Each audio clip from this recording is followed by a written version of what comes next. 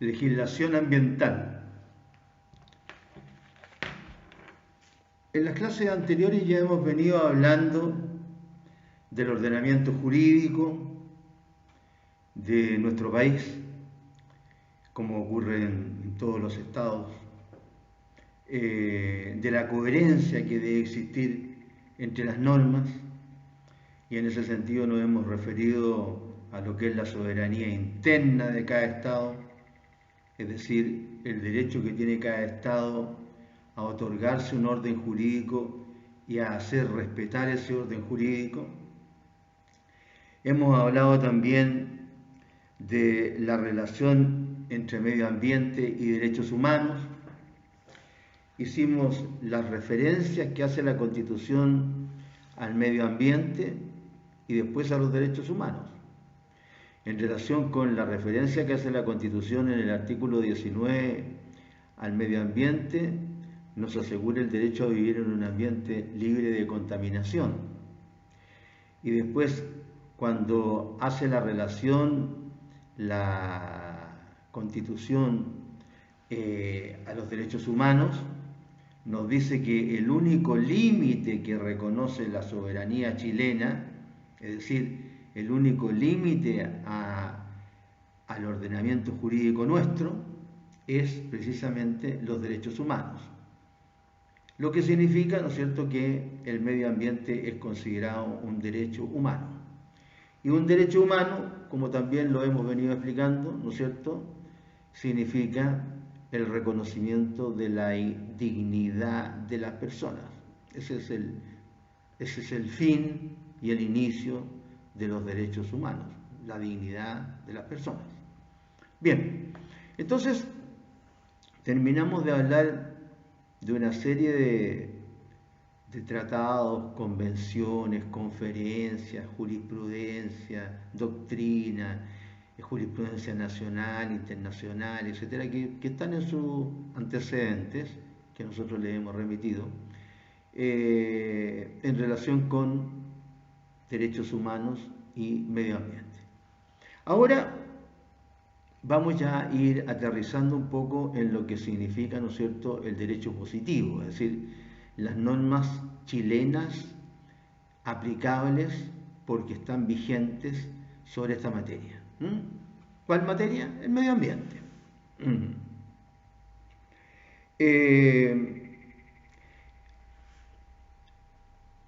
Parece que cuesta mucho legislar respecto de esta materia, del medio ambiente, porque de partida nuestros legisladores, es decir, diputados y senadores, llevan mucho tiempo con algún proyecto en el Parlamento y todavía no tenemos un derecho ambiental cohesionado.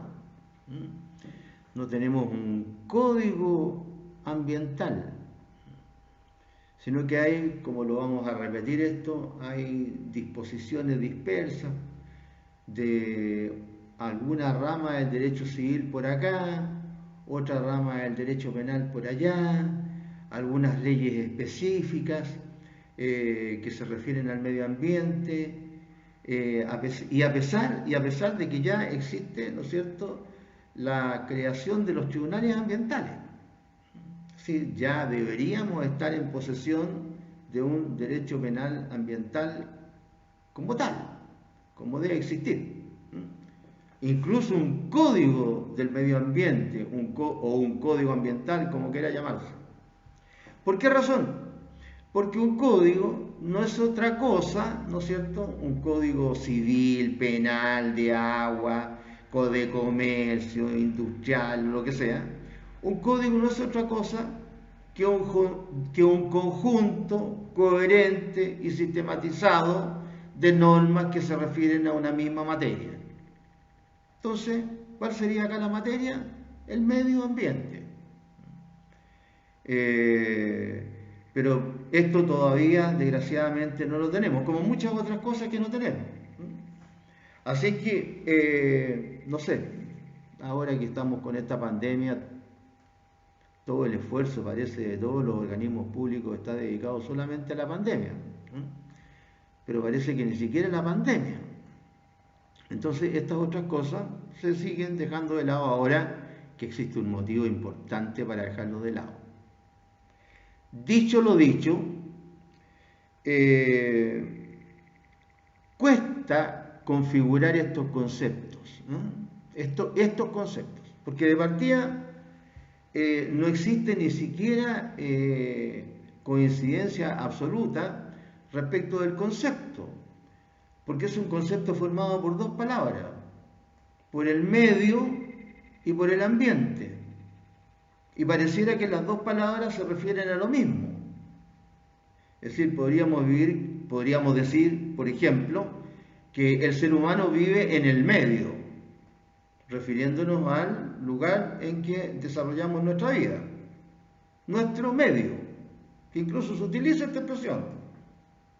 Y también podríamos decir, el ser humano vive en el ambiente, que también se utiliza esta expresión. El ambiente en que vive la familia Pérez no es el apropiado. Es decir, hay referencia específica al ambiente como el lugar donde vive la gente, de igual manera. Entonces acá tenemos un concepto formado por dos conceptos, que son dos palabras, medio y ambiente. O sea, de ahí ya partimos con algún tipo de problema. Y cuando se trata de disquisiciones teóricas, bueno, el ser humano es campeón para ese tipo de cosas. Y nos enredamos y nos enredamos y no avanzamos. Y esto lo digo porque si existe discusión sobre el nombre de la materia que tratamos, si solo hay que referirse al medio, o solo hay que referirse al ambiente, o solo hay que referirse al medio ambiente, con mayor razón va a haber muchísima discusión sobre los elementos que conforman ese medio ambiente.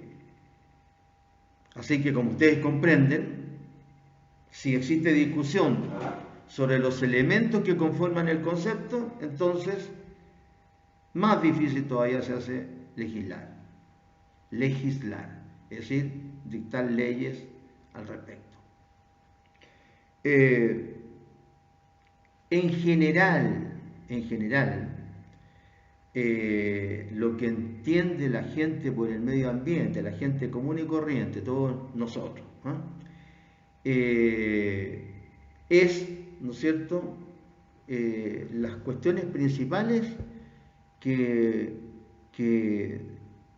otorgan la posibilidad de vivir al ser humano. Por eso es que al menos existe alguna coincidencia en el pensamiento, en la idea de que al menos son 7 los elementos fundamentales que conforman el medio ambiente. ¿Cuáles serían? El aire, el agua, el suelo, la fauna, la flora, el clima y la radiación. La radiación que viene del sol, ¿no es cierto?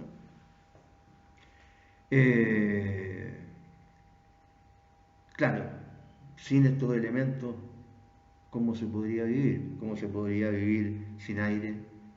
Si el aire, al decir aire, estamos diciendo oxígeno. Este gas, ¿no es cierto? H2O, perdón, este gas, el aire, el agua, el H2O, este gas que nos da la vida, sin el cual es imposible vivir. Existen algún tipo de gérmenes, de bacterias, sobre todo cuando la persona muere, cuando cesan los mecanismos de la vida. Todo esto de la medicina legal tanatológica o estudio del cadáver en nuestra carrera, en la carrera de Derecho, se estudia en una asignatura que se denomina Medicina Legal, todo el estudio de la muerte, formas de causar la muerte, características del cadáver, signos positivos de la muerte, signos negativos de la vida, etcétera, etcétera, etcétera. Y como decía, hay ciertas bacterias sobre todo que pueden vivir sin oxígeno. Hay otras que necesitan oxígeno para vivir. Y hay otro tipo de bacterias que les da lo mismo, que haya oxígeno o que no haya oxígeno, viven igual. Entonces, ese es el caso de ciertas bacterias, pero en el caso de nosotros no. Nosotros necesitamos, como el resto de los mamíferos, del oxígeno para vivir. Eso es básicamente cuando se habla del aire, como un elemento indispensable para la vida. El agua, lo mismo. Se dice, por lo menos en lo que hemos visto en la literatura relacionada con la medicina legal, que más o menos el cuerpo humano está compuesto por más o menos un 30% de fluidos, entre sangre, agua y todos los fluidos que tiene el cuerpo humano, un 30%. No es menor. Y el agua es un fluido. Hay unas descripciones del agua, que es incolora, que es insípida, que no tiene gusto, el agua natural, pues el agüita buena, digamos, que está en la naturaleza, no el que llega de repente por la cañería. Después el suelo. Bueno, el suelo, estamos pegados al suelo por la ley de la gravedad. No podemos vivir sin suelo. Incluso de ahí viene el nombre de lo que nosotros entendemos las finales por suelo. Somos terrícolas porque vivimos en la tierra, en el suelo. En el suelo. Ahora con la teoría, las teorías que descubrió el último sabio que fue contemporáneo del siglo XX, Einstein, y que desdijo, como se llama, al anterior, a Newton. La gravedad parece que, según Einstein, no significa que el centro de la Tierra, donde el magma o los metales, ¿no es cierto?, que se encuentran en estado líquido, son los que crean esa fuerza que atrae los cuerpos, ¿no es cierto?, que están en la corteza terrestre hacia el suelo y los mantiene pegados a la Tierra. Según Einstein, ¿no es cierto?, no es esa la fuerza, no viene del centro de la Tierra, sino que viene del espacio exterior. Según Einstein, es el espacio exterior el que nos achata contra la Tierra.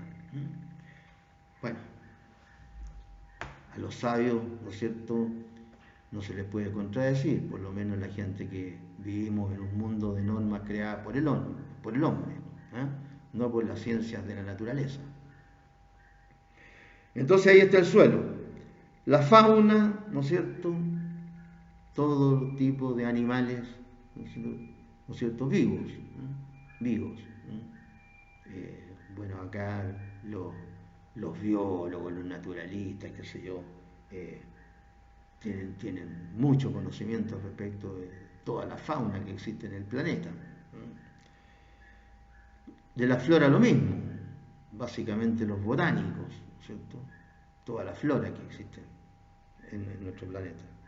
El clima, ¿no es cierto?, que nosotros lo vivimos, lo sentimos, lo olimos, que es un elemento vivo, tal como la Tierra. No está estático. La Tierra no ha tenido la misma configuración, según los científicos, a través de la historia. Originalmente se dice que había un solo continente, Pangea era llamado, ¿no es cierto?, ese continente. Y después ese continente, ¿cómo se llama?, se subdividió por diferentes razones, básicamente, ¿cómo se llama?, terremotos, cataclismos, erupciones volcánicas, etcétera, etcétera. Y también las inundaciones.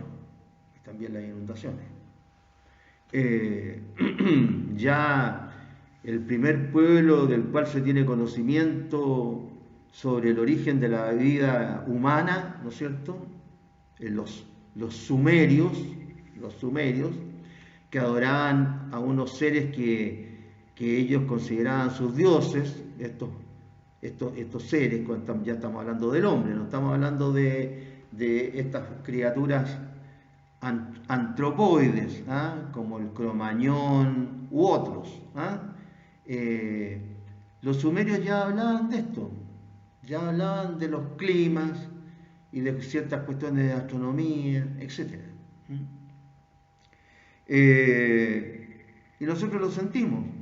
Y justamente el clima nos va demostrando, ¿no es cierto?, de otro tipo de discusiones que existen actualmente. Hay muchas teorías ahora y con todo lo que pasa, uno, si es una persona racional, una persona de razonamiento, no debería desechar ninguna teoría a priori. Debería primero ver sus fundamentos. Porque algunos dicen, ¿no es cierto?, que el clima está cambiando o mejor dicho, como ha cambiado durante muchas veces a través de la historia de la Tierra, que tiene alrededor de 4.500 años. Y en 4.500 años pasan muchas cosas. Muchas cosas. Se dice que originalmente la Tierra era una bola de fuego, que incluso la impactó la Luna. Y de ese pedazo salió de nuevo al espacio un pedazo que es el que formó la Luna. Que por el movimiento que tienen todos los cuerpos celestes en el espacio tienden a tener la forma de una circunferencia. Entonces, hay gente que dice que el clima en la Tierra ha cambiado mucho tiempo. Como decía, durante un tiempo la Tierra fue puro fuego. Y después fue pura agua. Y después empezaron a aparecer los continentes. Y una vez que aparecieron los continentes también ha variado, ¿cómo se llama?, el clima en los continentes, tal como los conocemos actualmente. Tanto es así que se dice, por ejemplo, que especies de animales que son de Asia también existen acá en América, porque cruzaban por un sector en el Polo Norte, ¿no es cierto?, por el estrecho de Bering, que originalmente, ¿no es cierto?, ese mar era más bajo y además se helaba, y por ahí podían cruzar animales y hombres, que dicen además que desde ahí emigraron los primeros, ¿no es cierto?, seres humanos que venían desde el continente africano y que fueron cambiando sus estructuras óseas, etcétera, dependiendo del lugar donde se fueron asentando. Es decir, el clima parece que ha cambiado, es un hecho. Ahora, evidentemente que el hombre, con todo el conocimiento que tiene ahora, hace uso de elementos en mayor cantidad y con mayor peligrosidad. Entonces parece que eso es lo que está cambiando el clima. Esa es una materia evidentemente para los científicos. Pero de que está cambiando el clima, está cambiando. Hay científicos que hablan que las glaciaciones, es decir, estas heladas que sufre la Tierra, ocurrirían cada 20.000 años. Lo que pasa es que nosotros tenemos muy poco tiempo de historia. Muy poco tiempo de historia. Entonces nosotros pensamos que sabemos mucho para atrás, pero en realidad sabemos, digamos que casi nada.